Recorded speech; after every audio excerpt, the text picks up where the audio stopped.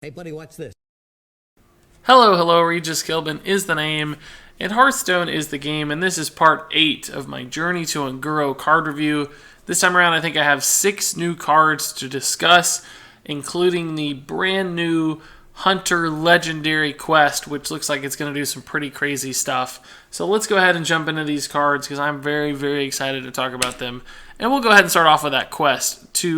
This is the Marsh Queen.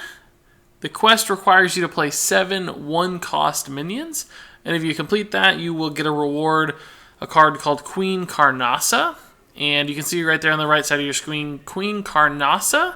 5 mana, 8/8 beast that has a battle cry. Shuffle 15 raptors into your deck, and those aren't just standard Bloodfin raptors. These are called Carnasa's Brood.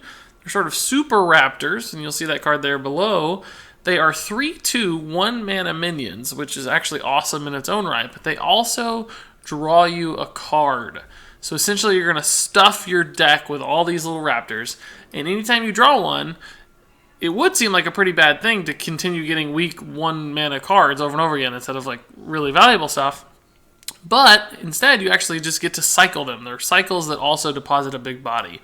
So think of Novice Engineer, but just on steroids, right? Because it's cheaper, and it's a 3/2 body, and it's got beast synergies. And so theoretically, you can do things like play your Queen Carnasa on turn 5 or 6. On turn 7, draw a Carnasa's Brood, play it.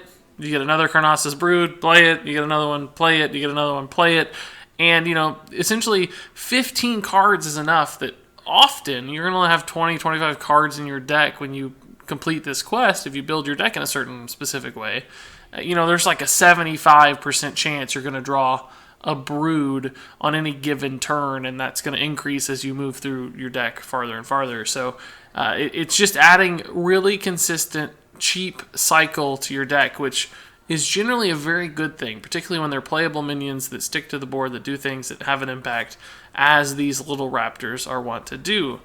So ultimately, that's 15 raptors you're getting out of this. That also just increases the depth of your deck, so you just have more cards. You can last longer, do crazier stuff. Just more total stats packed into your deck, which is nice. Clearly, they are a little bit susceptible to things like area of effect removal because they're very low health. All the demon wraths of the world will shoot through these little raptors as I'm losing my voice. Goodness. But I still think this is perhaps semi-good, semi-viable. It's hard to read. It's the problem is, of course, you don't really know what a deck that supports this is going to look like. You could build a deck that's basically all 1-drops, right? And just go for the full swarm effect where you draw guaranteed 7 1-drops the first 7 cards you draw. You complete the quest really quickly. You play Queen Carnasa as hopefully a sort of board swing that allows you to catch back up on the board if you've fallen behind. And then you're just drawing stuff constantly and just refilling the board constantly with smaller stuff, just swarming your opponents, hoping to drain out all their AoE and just killing them over time. The only risk with that style of build, I think, is that if you put in things like Abusive Sergeants as a 1-mana minion, just as an example, right? What happens if you go through your big quest, you complete it, you get your queen, and the next 3 cards you draw aren't Carnasa's Broods? They're just your other 1-drops you ran to increase the consistency and reliability of completing your quest. Then you're just going to be dead, because you're going to draw 3 junk cards in a row. Drawing the Broods is good. Drawing the Raptors is good because that enables you to play multiple cards per turn. Because you're drawing a new one, you can play multiple 1-drops. But it's every time you hit a card that's not a Raptor, that basically stops your cycle and really puts you in a hard spot. If you hit 2 or 3 in a row, you probably lose the game. So that doesn't feel like the right way to play this quest to me. I think you have to fit it into just more of a mid-range, probably Hunter, where you do run enough 1-drops, maybe 8 to 10, which is still too many for that kind of deck, but hopefully you still complete the quest without completely sacrificing everything else you're trying to do. But again, that's like splitting a deck down the middle. It's like all 1-drops, and then the other 10 1-drops, and the other 20 cards are built to do something specific. It feels like that would be at odds with itself. So as much as I think this effect is cool and good when you pull it off, when everything works when you have a Tundra Rhino on board and you're able to just ram raptors into your opponent's face one after another, all that stuff sounds really cool. I'm just primarily concerned that it's going to be hard to build a competitively viable deck running this card because it's just too at odds with itself when it comes to mana cost or deck consistency. So, yeah, good effect, really strong cards, a lot of late game value, but I think just too difficult to actually pull off in a real setting. So, unfortunately, as much as I want to like the Marsh Queen and Queen Carnassa, I just don't think it's going to work. So let's move on to the next Hunter card. I do actually like this one a little bit better, and it is very relevant to the Marsh Queen. This is the Tol'vir Warden. It's a 5-mana 3/5 with a battlecry draw 2 1-cost minions from your deck. So this is exactly the kind of card that helps close that gap in sort of the proposed mid-range Hunter quest deck I just described. Because, I said there's a bunch of 1-drops and then the rest of your deck and there's a split. This card helps jump that split. In other words, it pulls those cards back over here and makes this card still fit in a mid-range style deck because it's got okay stats. It's, a 5-cost minion, which Hunter doesn't have a lot of historically. And certainly doesn't have a lot of right now, at least good ones. So this helps you keep up with the board, keep up that mid-range style of play while still drawing those 1-cost minions to help you fulfill your quest. So this wouldn't fit in an all 1-cost deck. This would fit into a deck that runs that 8 to 10 1-drops, just hoping to sort through their deck quickly enough to complete the quest in a reasonable fashion and play towards more of a mid to late game strategy with these raptors. And in that world, I think Tol'vir Warden is actually a relatively decent card.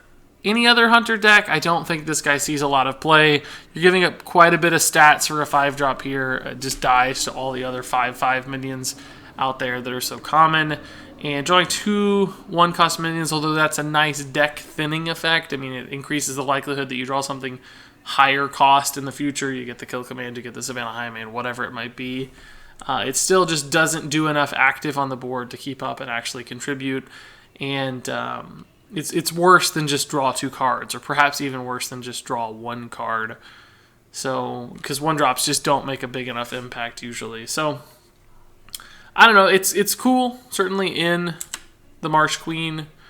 Probably makes the Marsh Queen more viable, but ultimately is not a particularly great card, especially outside of that environment or that Marsh Queen ecosystem. I think Tol'vir Warden actually falls pretty flat. So I don't think we'll see this card a lot on the ladder. That said, let's move on to a couple Priest cards this time around. This is the Curious Glimmerroot. It's a 3-mana 3/3. Has the battle cry.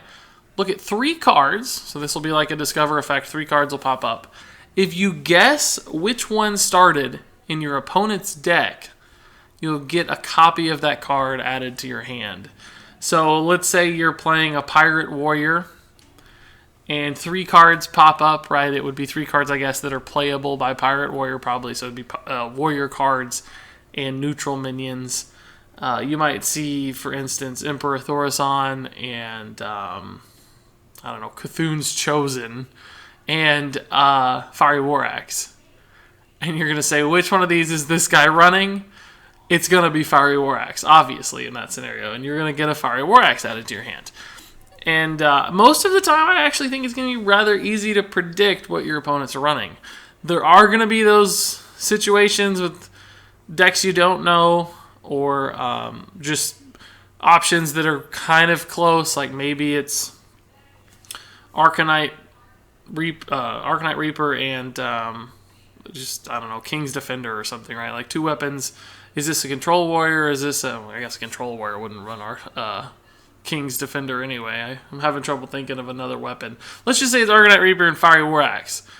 You're going to be, wait a minute, what's the deal here? Maybe it's Gorehowl and Fiery War Axe. Well, what's the deal here? There's all kinds of situations. I'm not coming up with good examples, I realize.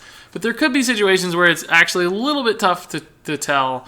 But as long as you're playing against people who are playing meta decks, which is 99% of people on the ladder, most of the time this is a 3/3 that says discover a random card from your opponent's deck. And I think a vast majority of the time you're going to get it right. You're going to get the card. So I'm going to assess the card as if that is the scenario, as if it's 99% of the time giving you a card. And in that situation, I think this is an okay card, but I certainly don't think it's amazing. Priest has a lot of other ways to get cards from your opponent's deck. And typically, they either give you multiple cards like Thoughtsteal, or it's something like Draconid Operative, where you get to pick which one you want. And that is so much more powerful. That choice gives you a lot more control. It lets you filter out the bad cards and choose the best cards. And this card won't do that. It's going to grab one at random, right? So, it grabs 3 at random normally for those Discover type effects like Operative.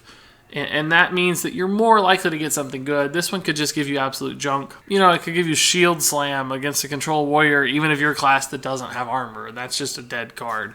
Whereas you could not choose Shield Slam if it came up in a Discover effect. So, not as good as cards like Draconid Operative, and there's a lot of good 3-drops for Priest, so this is competing at a mana cost that makes it probably just not good enough to be run compared to other things.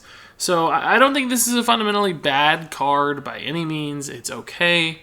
It's certainly playable in things like Arena. It's not bad at all if you're trying to do some sort of, gimmicky steel type deck. But in the scheme of things, probably not a card that's going to see a lot of play for Priest in my mind. Up next is another Priest 3-drop, and this is actually another card that's competing with Curious Glimmerroot, and is probably better than Glimmerroot, and therefore we'll see more play. This guy is the Mirage Caller, 3 mana, 2/3, and it has a battle cry: choose a friendly minion and summon a 1/1 copy of it. So I actually like this card a lot. I think this card can do some really interesting things. The first way to look at this card is as a straight 3-drop that you'd play on turn 3. And that's going to be probably the worst case scenario for this card. It's certainly going to be possible. You're going to want to do that against aggressive decks probably from time to time. You can do things like copy a Northstar Cleric, which might seem bad because you're just getting sort of a 1/1. But if you're able to heal or keep that alive, it might lead to some card draw. It can pay some dividends, right? Other times you might just copy a, let's just say, Wormrest Agent, even if that's not a card that will probably be played soon because that's rotating out of standard format. But that'd just be a 1/1 taunt, but at least it's a taunt. Other times you'll just get a 1/1 minion because you just have to get stats on the board and you can't be greedy for the effect. But in that case, you're still getting 3/4 in stats. It's not quite as good as a 3/4 most of the time, but still a nice little stat allocation on the board that can help you keep up against aggressive starts from your opponent. So a totally reasonably fine card in the early game. It can do cool stuff. But in the late game is when this card becomes really interesting. And I like cards that are okay in the early game, but have sort of a dual application also in the late game, because they're playable in those aggressive environments, but they're also really playable in control decks. And that's exactly the kind of card Mirage Caller can be. You think of any card that is 7 or less mana, and you can combo this on a single turn with it. So it's really good with big death rattles. For instance, Cairn, Sylvanas, those kinds of cards.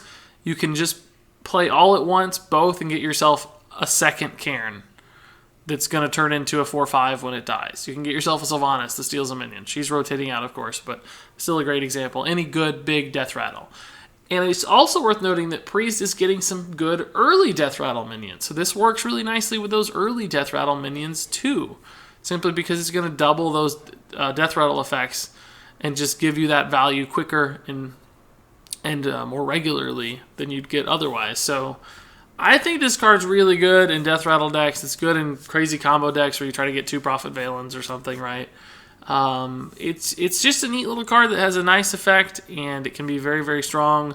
You're going to see doubled Ragnaroses, instead of being unpredictable like with Barnes, this one's actually going to be controllable where you pull those rags and get a double one.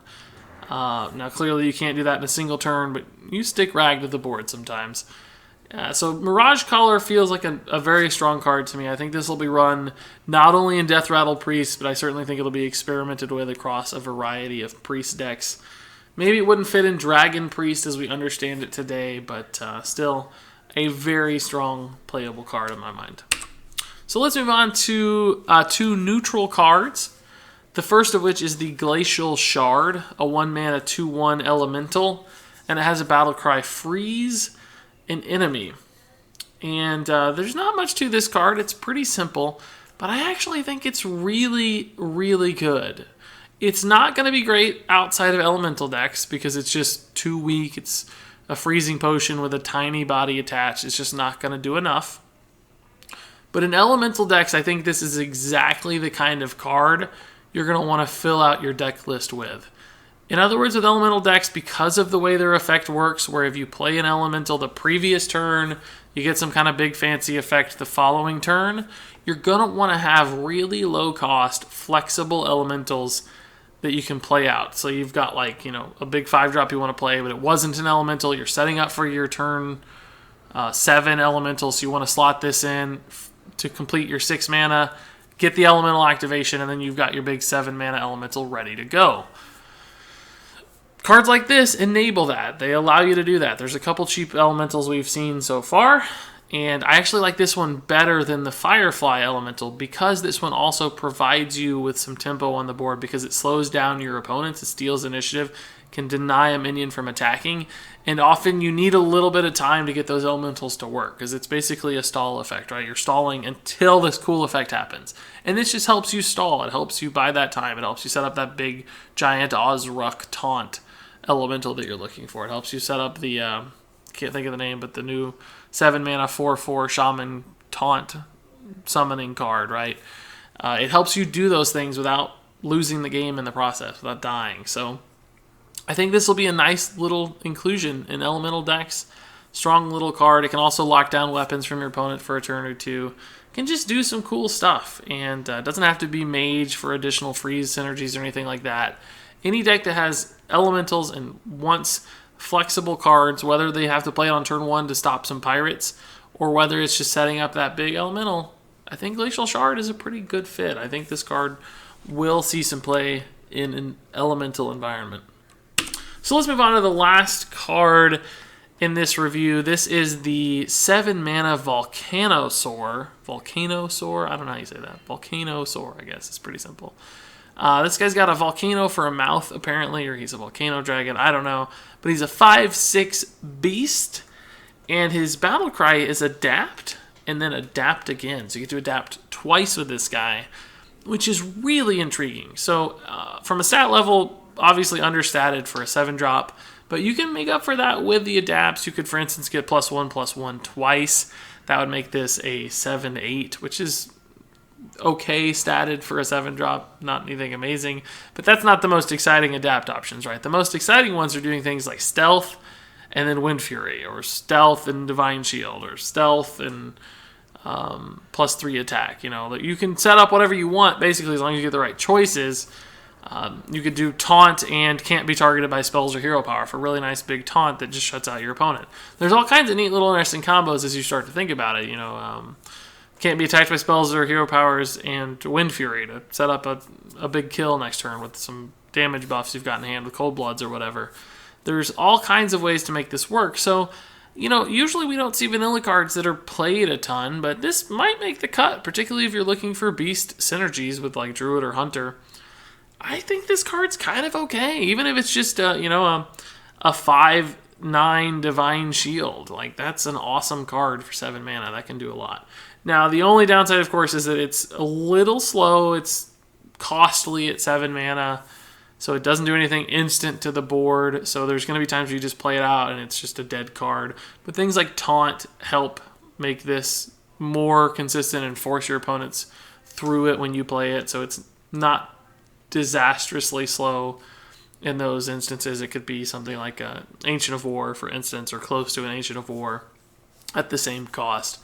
So probably not a card that sees a ton of playing constructed. I think experimented with here and there, teched in here and there to decks that need a big beast. It's going to be a great arena card, no doubt about that. It's going to be fantastic in arena because it's just good stats, high cost, but really strong adapt effect. So this will be an instant pick in arena most of the time. But in the end, a solid little card. I don't hate it. I don't think it's bad. I think it's surprisingly good, in fact, for a neutral card like this. Most of the high cost neutral stuff we've seen from Blizzard historically has been rather bad. So this maybe won't make the cut and constructed very often, but still a reasonably well designed and playable card in the scheme of things. So that said, I think that wraps it up for me in part 8 of my review here. I felt like I stumbled through a few of those, but hopefully still provided some useful insights in how I think these cards are going to be played competitively. Really, I like what Blizzard's doing so far in Unguro. I'm surprised how many of these cards are good, and how many of these cards I'm looking forward to playing. This feels like a great set to me so far, which has not always been the case when reviewing cards. So here they are one last time. The Marsh Queen, Tol'vir Warden, Curious, Glimmerroot, Mirage Caller, Glacial Shard, and Volcano Sore. Man, there's really only one card I think that won't be fun or good in that set. So it's going to be exciting when Journey to Unguro finally arrives. But until then, if you guys have any thoughts, comments, or questions, you know where to leave them. Thank you so much for watching. And until next time, game on.